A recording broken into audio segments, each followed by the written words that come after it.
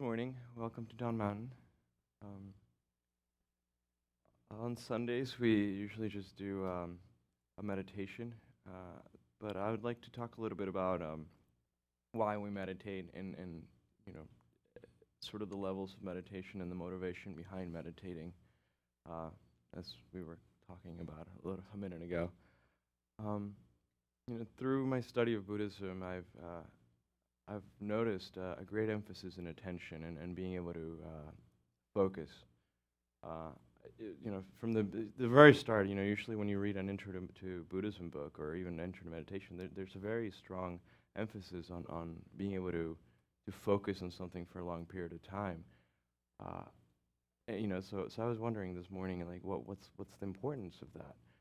Um, and what's the importance both, historically within, the Buddhist canon, and what's the importance for us as Westerners today to be able to pay attention for, an extended period of time. Um, that got me thinking, and I was thinking that, you know, the more we're able to focus for a prolonged period of time on a specific thing, is the better we're able to do it. Because if I start doing something and I do it for 5 minutes and then my attention is off somewhere else, but I have to do it for an hour, well, my performance is just simply going to go downhill after the 5 minutes where I was able to pay attention. But if I can pay attention now for 10 minutes, then I'm going to be really good at it for 10 minutes, and then maybe it's going to go downhill. So the whole purpose of meditation is able to expand that small window of time that we can pay attention. And I think, I've heard different numbers of what the average Westerner can pay attention for, and I think it's, I've heard it as slow as 20 seconds that we can actually be present with something. So there's a real importance to being able to remain present for a prolonged period of time. No matter what you're doing, you're going to be better at it if you can really focus on it and have your attention 100% on that thing. So what do we do to be able to pay attention for prolonged periods of time is we sit in the cushion and we meditate.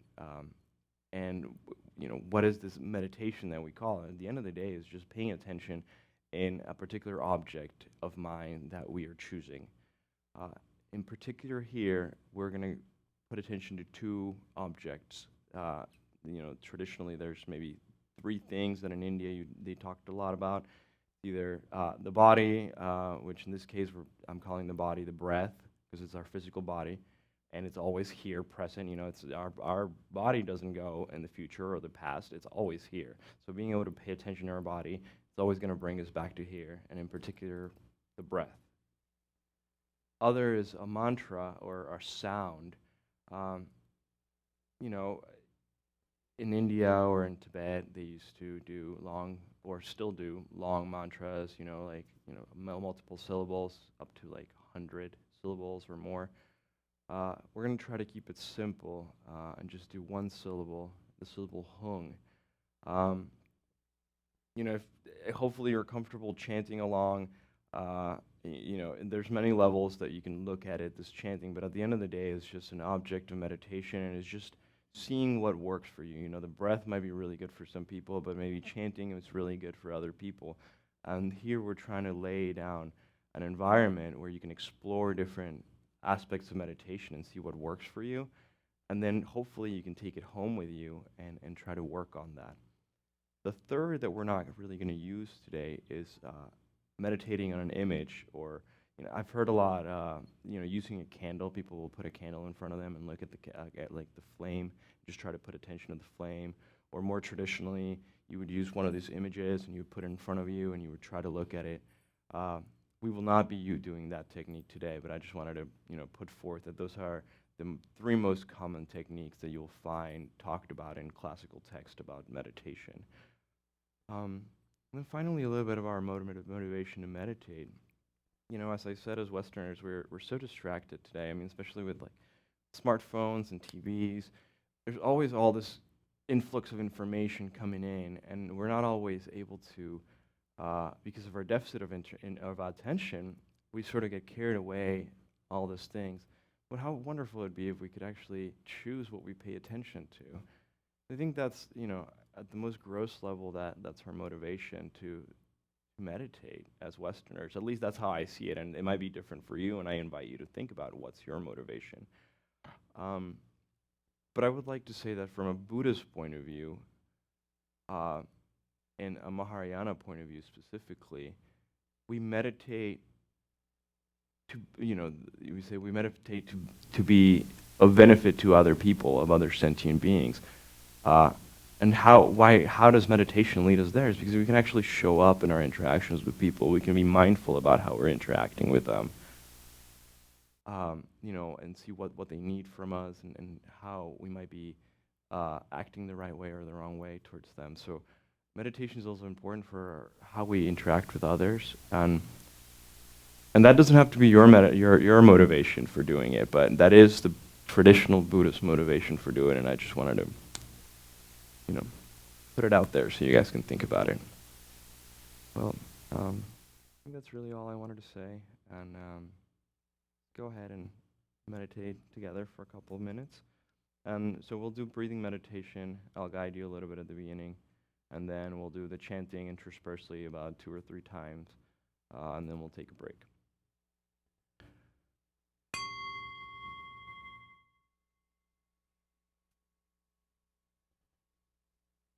So allow yourself to arrive at your seat.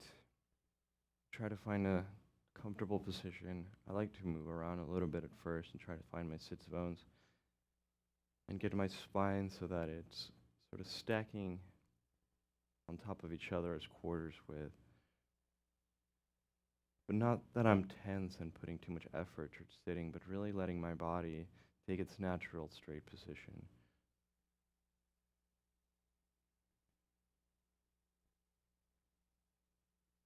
Feel how the ground supports you. As I feel supported on the ground, I try to turn my attention towards my shoulders and my neck. See if there's some tension there, and try to let go of that tension. Maybe tuck your chin in a little bit. Allow your neck to really be straight.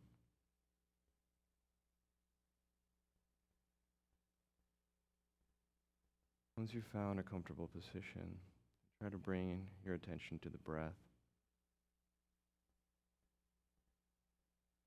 Maybe you feel it at the nose, how it's coming in, and then coming out. Maybe you're focused on your chest, how it comes up and down.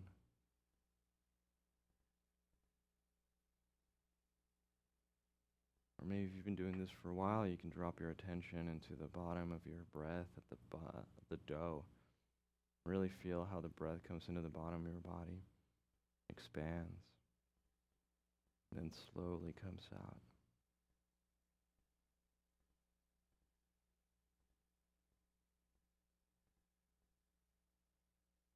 There's still some lingering tension.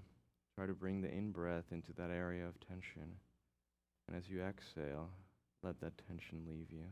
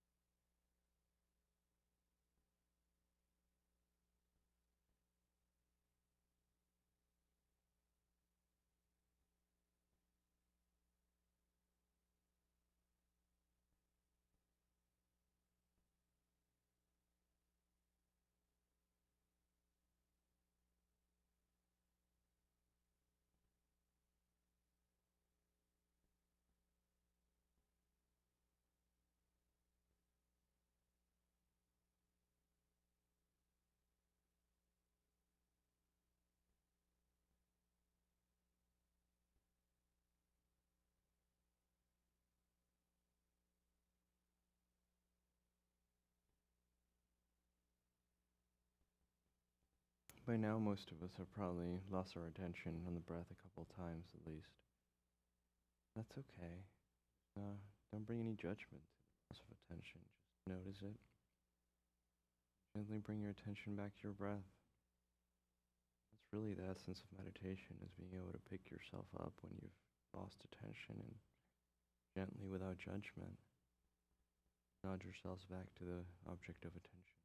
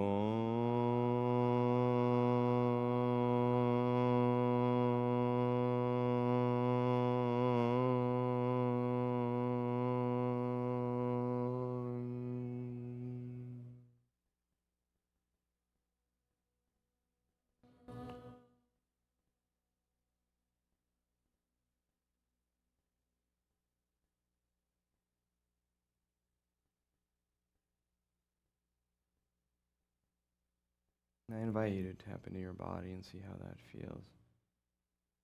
How the resonance of being attentive to a sound that you're making, does that make you feel present? Do you feel weird about it? I don't know, whatever you're feeling, just be attentive to that.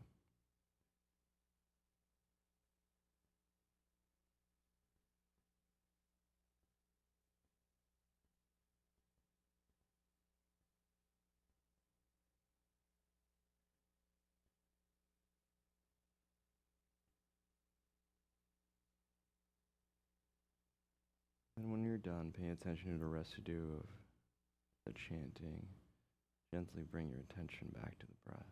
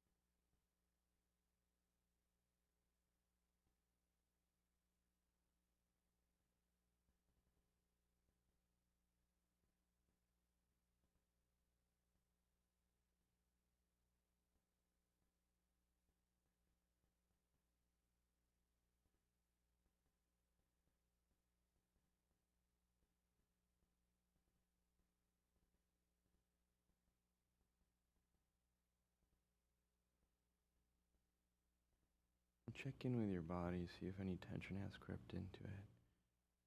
Just how it's feeling in general. Maybe your shoulders have hiked up to your ears a little bit. Just gently remind them they're allowed to relax.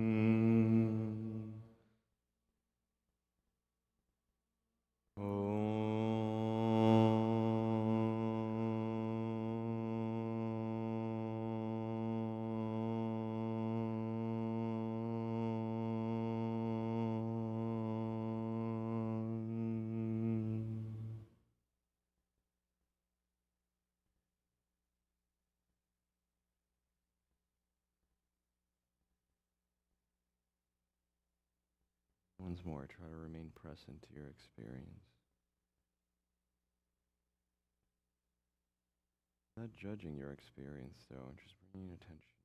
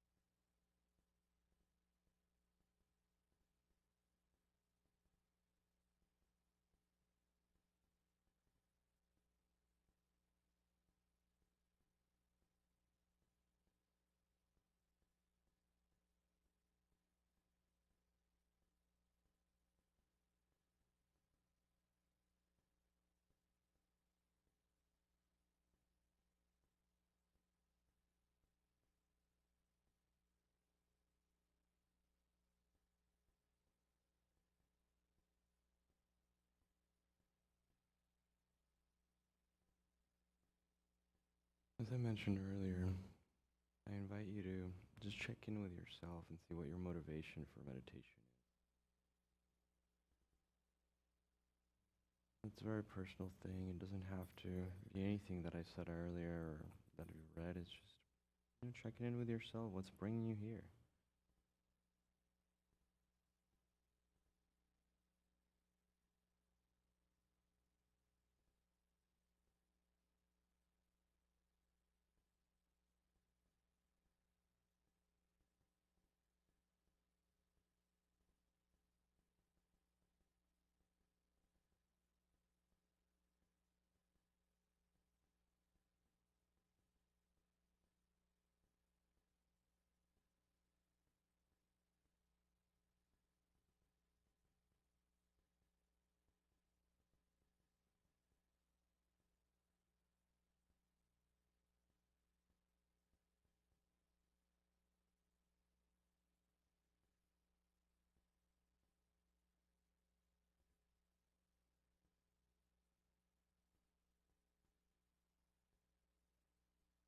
Om.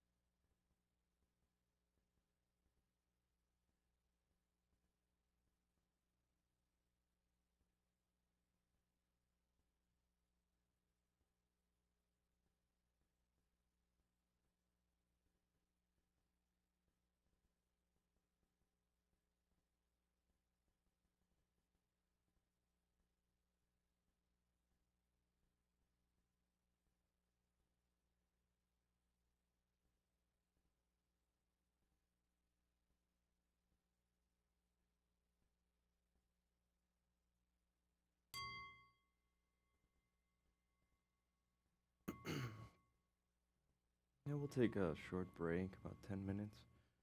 Um, there's some refreshments if you want to grab them at the front.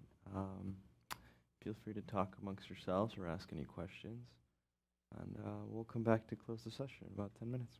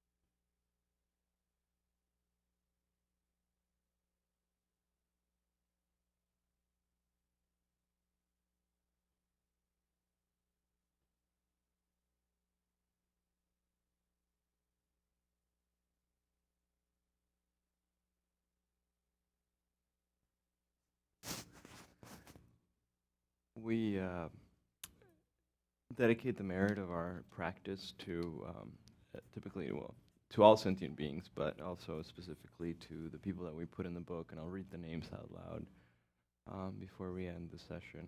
We'll do a little prayer. It's the motivation prayer, and then I'll read the names, and then we'll do the syllable ah. We'll all chant the syllable ah and once, and you can just chant it, but the idea is that as we do ah, we're sending rays of light to everybody in this room, and to everybody in Houston, and then to everybody everywhere, as far as your imagination can go. Just sharing our merit and sharing our love with everybody. So on your yellow sheet, we'll do the aspiration. May all beings always have happiness and its causes. May all beings always be free of pain and its causes. For as long as space abides, for as long as the world remains, just so long may I be there, resolving all beings' pains. We dedicate our practice to all sentient beings, but specifically to Carmen Montes Bardo, Domson Kat. I don't know if I'm pronouncing this wrong. I'm sorry. Domson Katfasili, Rosie, Gerard, Julian, Howard Phyllis Bardo, Margot, Anne, Bobby, all ill children, Joyce Chang, Louis, Elaine, Chuck, Rory Bardo, Hall, Diana, Emma, Safe Trip, animals affected by human activity, people of Greece, Nayo, Pendy, Conrad, Barbara, Charisse, Bereva, Lucia, and Ruth Bardo. Then we'll do the ah.